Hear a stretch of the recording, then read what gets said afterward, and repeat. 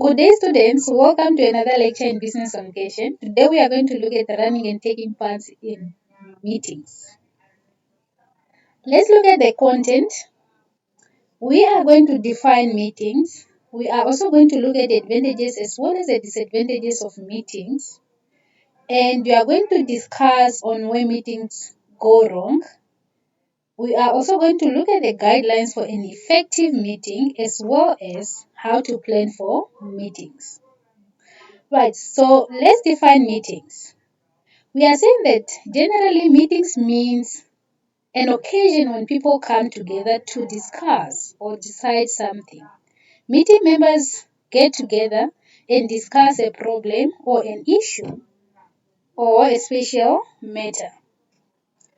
We are also saying that meeting can also be defined as a situation in which two or more people meet together in order to take decisions. And meetings is an effective and important tool in communication process. So meeting enables face-to-face contact, and nowadays due to digital world, so you are able to have a visual contact with your members in an organization. Right. So let's look at the advantages of a meeting. The first one we are saying that it's a democratic process. This means is meeting allows a democratic process whereby any individual can discuss or they can come up with their ideas, their decisions, their suggestions, and all that. So meeting allows this democratic process in an organization. The next one is improved decision. As I said that meeting is when people come together to make decisions and so on. One person decision is not enough. That's why we need suggestions from different um, business people, business members. So that will allow the managers or decision makers to improve their decisions. The next one is participative management. So it actually allows um, participative management, or it allows that environment of everyone to be part and parcel of the business or to participate. So employees will feel that they are part of the management. When you conduct meeting, you ask for their suggestions, contributions, and so on. And the next advantage is to it help in coordination. And we are saying that meetings help to coordinate the whole organization or the whole firm, because you come at one place and you discuss all the matters involved in the business. And another advantage is convey information to a large gathering. So a meeting enables information to be discussed or conveyed to a large group of people, because in a meeting you can call a meeting of 20 people, and nowadays internet even made it easier, or technology made it easier, that you are able to be on a Zoom meeting, a video conference with 100 individuals. So you are able to convey or transfer your information to a large group of people. Right, with the advantages discussed, let's look at the disadvantages of a meeting. So the first disadvantage is time consuming. So we are saying that instead of you spending your time talking to your clients, your time compiling those reports and so on, now you have to be in a meeting. So the whole process of a meeting is time consuming. You have to plan, you have to invite people, you have to design the meeting agenda and so on. So meetings can be time consuming.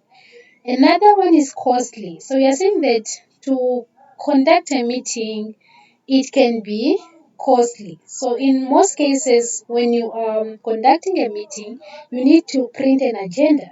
You need to invite people. You need to decorate the room, the boardroom, and so on. You need to provide probably water and just to make sure that you provide a comfortable environment for all the people who are coming to the meeting, and that can cost money.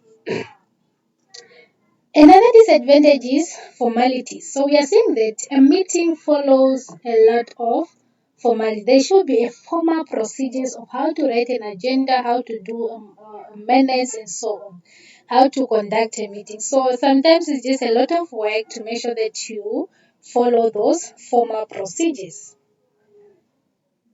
And you are also saying that another disadvantage of meeting is difficult to control. So in most cases, if not planned, organized well, it can be difficult to control because you are dealing with different people with different suggestions. So and working with people is not an easy task. So controlling always comes in, and sometimes it can be difficult to do that. Right. So now let's look at to where do meetings go wrong. Right. So we are saying that sometimes participants do not receive guidance on the purpose and scope of a meeting, and they come to a meeting unprepared. Of course, if you do not share a meeting agenda, that's why it's very important to make sure that there's an agenda and it is shared before the meeting. So if participants are not briefed about the purpose as well as the scope of the meeting, they can come unprepared, and that will make the meeting unsuccessful. Another point is key people are missing, including those who can contribute most or who need them to make decisions. Of course, imagine you having a meeting about, let's say, salary increment, and of course you need a finance manager, you need um, the general manager, and you need an employee representative, and so on, and you do not even have the finance manager in the meeting, so that can make the meeting to be unsuccessful. So you have to make sure that the key people are present at the meeting. Now if those people are not present, the meeting will go wrong. Another point is expectation and goals are not clearly established. Time is wasted as these issues are addressed. If you do not have expectations and goals already drafted before the meeting, it will make it difficult, and it will even take a lot of time to address these issues during the meeting. That's why before you conduct a meeting, you need to make sure that you have outlines the expectation as well as the goals of that meeting. What do you want to achieve by coming up with that meeting? And what do you expect from each and every individual during that meeting? Then another point is the meeting has no leader. The process is disorganized and unfocused. The time is not effectively used. So of course you cannot have a meeting without a leader. That's why we always have the chairperson to lead, or the MC to lead what the meeting. So if you do not have a leader in the meeting, everything will be disorganized or unfocused. Then moving on to another point, you're saying the discussion starts with no clarity about the purpose, timing, and approach. So if you just jump into the meeting discussions without even indicating the purpose, how long the meeting is going to take, what is the approach, who is going to say what, and so on, then the whole meeting will not be successful. Another point again is decisions and ideas are not documented. There's little or no record of what was discussed and decided. That's why we are saying that with a meeting, you need a meeting minutes that allows or enables you to record and document all the decisions and ideas that are discussed in the meeting. And this document is actually a record of what is or what was discussed in the meeting. And if there is no meeting minutes, then it makes it the meeting will not be successful. Will not know what was discussed in the meeting. Will not know what are the decisions made. Will not know who made these suggestions and so on. That's why the meeting needs a meeting minute. Then another point is distractions and interruptions are poorly managed.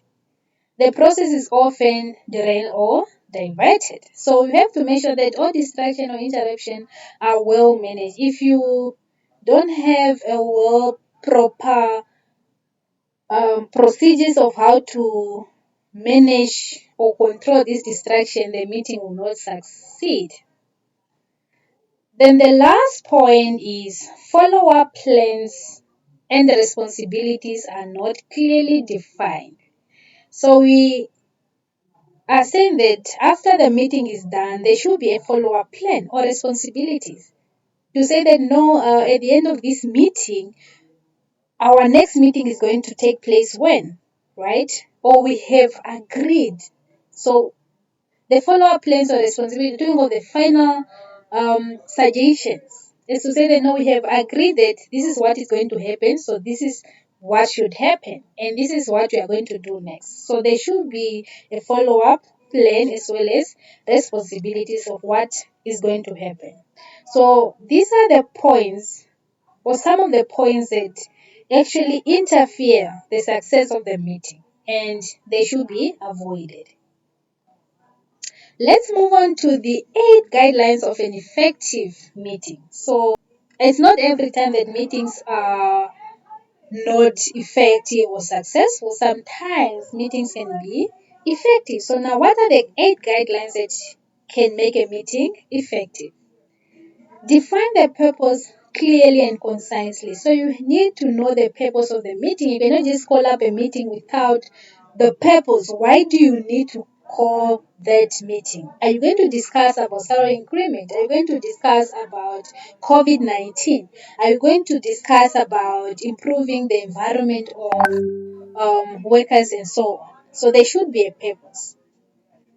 Make sure that the right people are in the meeting or at the meeting, so that you have to make sure that the right people who have a say or who are supposed to be part of the meeting, they are invited. There's no way that you can have let's say a salary increment without employees or without an employee representative, without finance manager, without the manager, without, you see. So make sure that the right people are in the meeting. Provide advance information about the purpose and the logistic. You have to make sure that all information about the purpose of the meeting, logistic, how the meeting is going to take place is provided before the meeting. So that's why you need an agenda before the meeting. Ensure that someone leads the meeting and keep it on track. So you have to make sure that you have the chairperson, you have the MC, you have someone who is controlling or leading the meeting and keeping the meeting on track. Open with a clear outline of the purpose, intended outcome, and expected contribution. So make sure that when you start your meeting, you open your meeting with an agenda. That's why an agenda provides a clear outline of the whole process of the meeting. How are things going to go? Who is going to say first, what time, for how long, and so on? What are you going to talk about in the meeting? What are you trying to, what is the goal of the meeting? What are the meeting members expected to do, and so on? You have to make sure that you start with that process. Document ideas, questions, information, and issues and decisions. So make sure that your ideas, questions, information, issues, and decisions, they are documented. That's why you need a meeting minute. Maintain focus, manage distractions, and start on time and finish on time very early, guys. Not the African timing, right? Where you, if the meeting says, the meeting is 8, people are coming at 8:30. Make sure that you maintain the focus and you manage all the distractions. Start on time. If you say your meeting is going to start at 8, it should start at 8. If you say that it's going to finish at 9 a.m., then it should finish at 9 a.m. or even before time. So after the meeting, provide a summary of results and the next step. Very important, guys. You have to make sure that you have provided the results of the meeting and what is going to be taken next. So if the meeting was successful, you came to a conclusion that should be provided. If there is a need for the next meeting, then it should be also provided. The meeting members, they should know about that. Right. So let's look at how you can plan a meeting. So we are saying that the first step is always important for you to define the purpose as well as the participants. So clearly define why you need the meeting and what it needs to accomplish. And defining participant will be easier if you know the purpose of the meeting, because the purpose of the meeting helps you to identify who needs to be in the meeting, right? Participants are people who are going to be part of the meeting.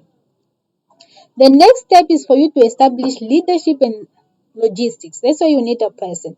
So who is going to be the leader? Who is going to do what is going to happen first, second, third, what is going to happen at the end, and so on. Who is going to say what, and so on. That's why you need an agenda. And the third step is for you to build an agenda and invite participants. Always important for you to make sure that you have an agenda. The meeting will not be successful without an agenda. And when you're inviting your participants, you have to make sure that you also provide them with an agenda, with the agenda, so that they know what they're expected or what to expect from your meeting.